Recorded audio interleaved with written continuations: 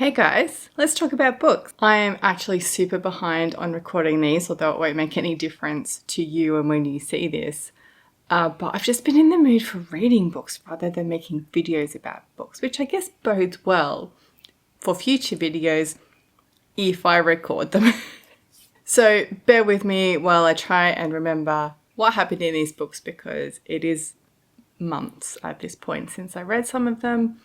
On the other hand, something I'm currently reading and you will hear about sometime is about how it doesn't even matter when you read a book and if you remember it. So that's a lovely postmodern thought for first thing in the morning when I'm recording this video.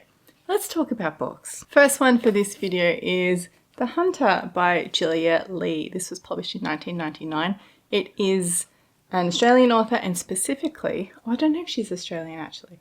Specifically, this is classed as Tasmanian Gothic. This is a book I picked up as part of my Gothic literature course at uni, and this is set, as you could guess, in the state of Tasmania in Australia.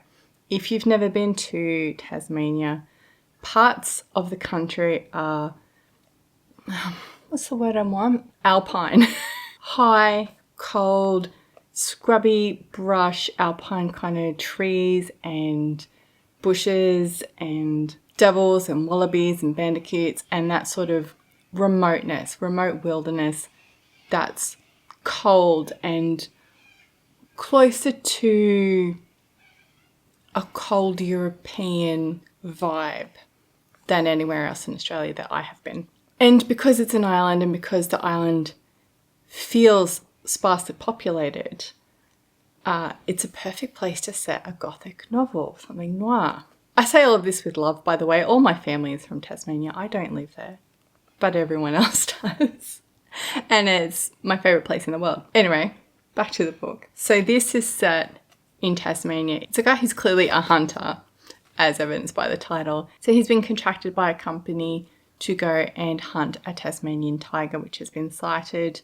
They think the intel is pretty good, so off he goes into the wilderness on this plateau to find this Tasmanian tiger, which to all intents and purposes in the real world is extinct. So he heads to Tasmania and he heads up to the plateau, and it's all about dude in the wilderness and getting back to natural man. That is something that is a term that is used in the book with capital letters, and it's of the genre of dudes having introspective dude thoughts while in an intense nature-based situation. This is not the first book I've read in this genre, surprisingly, because it ain't my thing. The Fisherman that I read last year was also dudes having feels in the wilderness and generally being sad and introspective. Not that he's sad, he's just introspective. So he spends time on the plateau in natural man mode, becoming an animal,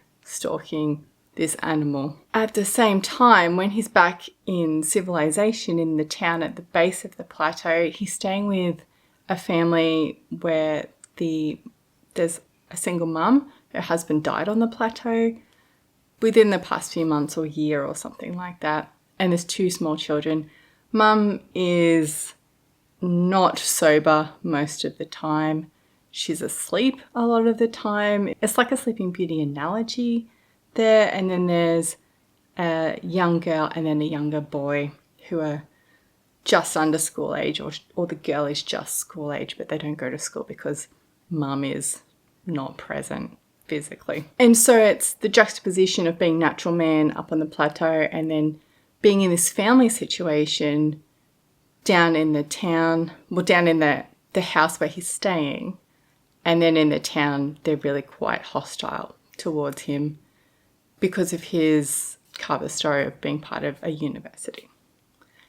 And so it goes on, and the plateau life and then the town life, and then he gets pulled out of there entirely back to Sydney, and events ensue that make him want to come back to the plateau.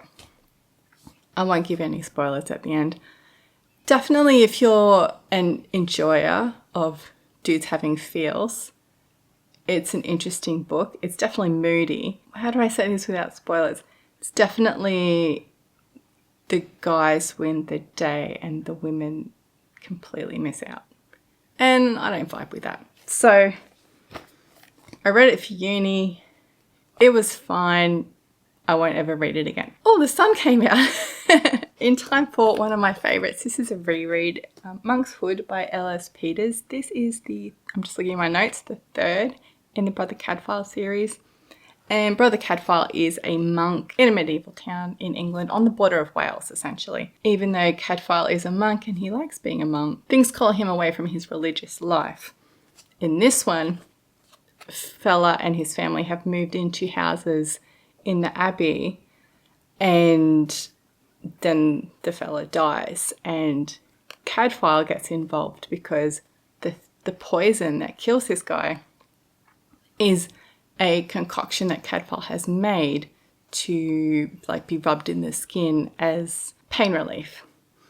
But dude ingests it, dies a horrible poisoned death, and Cadfael feels his honour has been besmirched and he needs to find out who did the murdering. The twist here is that the wife of the guy who died is Cadfael's ex-girlfriend from many, many years ago. Like, Cadfael's in his 60s. They were in a relationship in their teens, and then Cadfael went off to the Crusades. Of course, the girl moved on when Cadfael never came home. So years and years and years later, they've met up again, and it's awkward because the ex, the wife of the dead guy, is like, oh, Cadfael's become a monk because I broke his heart. And Cadfael's like, no, I had a massive full life and then I came to God and I'm happy here and I like it here. Please don't feel bad for me. I feel that's important to the overall story of Cadfael as a whole, because every episode is him going off and doing things that aren't related, or mostly aren't related, to his duties as a monk and his dedication of his life to God. But at the same time, it is where he wants to be and it is who he wants to be. And these things are just like little side quests that put some spark in his life but don't detract from his life. So anyway, obviously he solves the crime. He goes to Wales. He speaks Welsh to people. He is Welsh. And all of that sort of thing. Lots of backstory about Cadfael, which this is the third, so getting more and more into who he is as a person and the way that he thinks. And of course he solves the mystery. Things work out mostly for the best, and then he goes back to being a monk. These are lovely. I've talked about these so many times before. This is obviously a reread for me, and they're just good comfort little whodunits. This was published in 1980, so this book is older than me. Next up is one I listened to, but I already had the physical version. Oh, she's so shiny. I had the physical version. I got this for Christmas a couple of years ago. But I listened to it because the audio version just came out. But when I went to link it to this video, it's not available in Australia, or wasn't available on Libra FM in Australia anymore. So I don't know how I got it, maybe because I pre-ordered it. Either way, we're talking about Wild Tales from Early Medieval Britain by Amy Jeffs. This was published in 2022. Call number here is 829.0936, which is Old English literature circa 450 to 1100. It's so pretty inside. Like, the cover image is obviously got the gold foilish, but there's these images all inside as well that are based on the stories that are being told in the book. Each chapter starts out with a translation of a tale and then some explanation around it. There's earth, ocean, forest, beast, fen, catastrophe, and paradise are the themes here, which makes sense. It's called Wild. In the audiobook, rather than those pictures between chapters, there are songs sung by the author. The wood engravings here are made by the author, Amy Jeffs. But in the audio version, there were songs inspired by the chapters, sung by Amy Jeffs. So that was an interesting experience. And I thought, it's definitely unique. I haven't heard that in an audiobook before. Anyway, what did I think of it? It's definitely short, definitely interesting.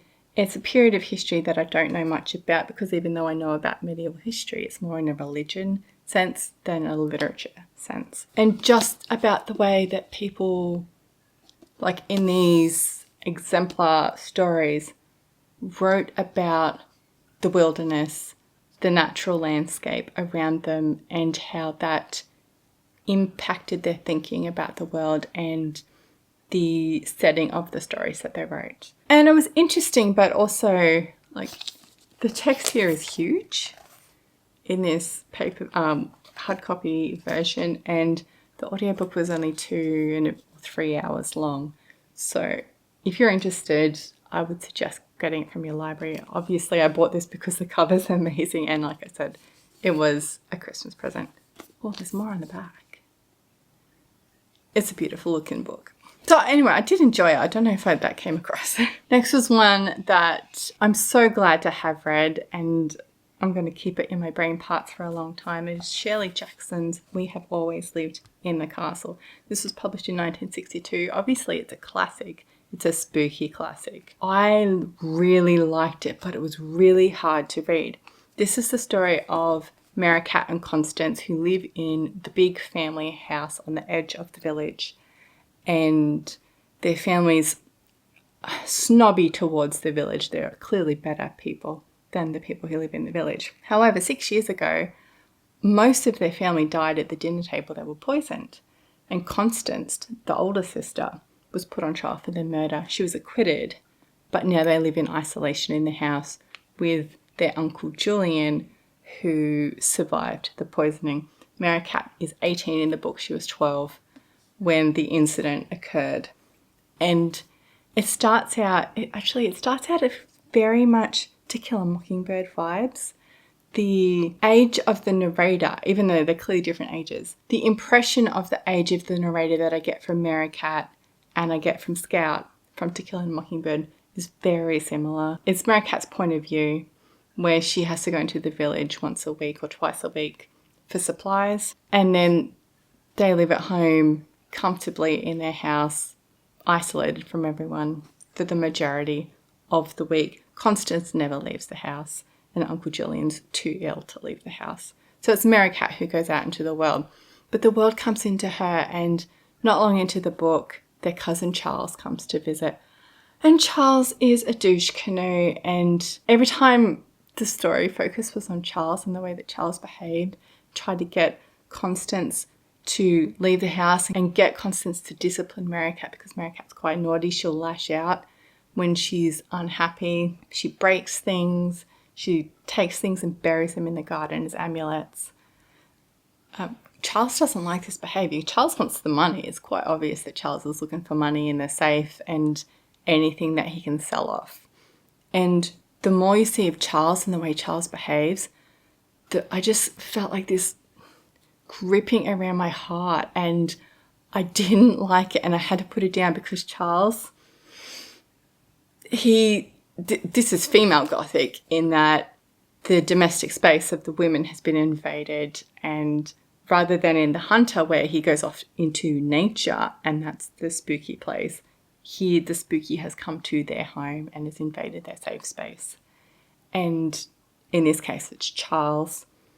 And no spoilers here, but a situation occurs, and the more that Charles does, the more it disrupts their life, to the point where their house catches on fire. And I I had to put it down after every chapter because I could not be dealing with Charles. Even thinking about it now, I feel the dread of something like that happening in my home, in my safe space. My only note that I wrote for this was unsettling AF, and I stand by that. I loved it. I don't know that I would reread it, but I definitely think about it a lot. And if you're in the mood for something spooky and you haven't read this, get on it. It's great. And finally is a non-fiction, A Little History of Literature by John Sutherland. The call number here is 809, which I think you'll find is History of Literature. This is the third one I've read in these little history series. They're broken up into 40 chapters. This one starts out with things like myths, epics, tragedies, Chaucer, mystery plays, Shakespeare. It goes on. This was published in 2013. I had a lot of fun with this. I learned things, it reinforced things that I know. It definitely added books onto my TBR, but there was a quote here that I really enjoyed that says, "Rereading is one of the great pleasures that literature offers us. The great works of literature are inexhaustible. That is one of the things that makes them great. However often you go back to them, they will always have something new to offer." So don't feel bad about rereading. I know people who will never reread, but the story is different every time you read it, and you are different every time you read it. And like I was saying about this book I'm reading now, you will have forgotten most of it anyway. Even if you remember the impressions, you may as well reread it or not read it at all. That just solidified for me that it was a book that I was going to enjoy. I do think about this one a lot too. It might be one that I come back to as more of a reference book than a total read through of a book. Definitely convinced me that I need to finally read Chaucer and Virginia Woolf. They are lacking from my brain parts, and I need to fix that. I was going to say short and sweet, but I'm at 22 minutes. It won't be that long for you because I will cut out all the parts where I say and sit here staring up into space thinking about a word that I'm trying to use and it's just not coming to me. Thank you for hanging out with me, and I will see you in the next one. Bye.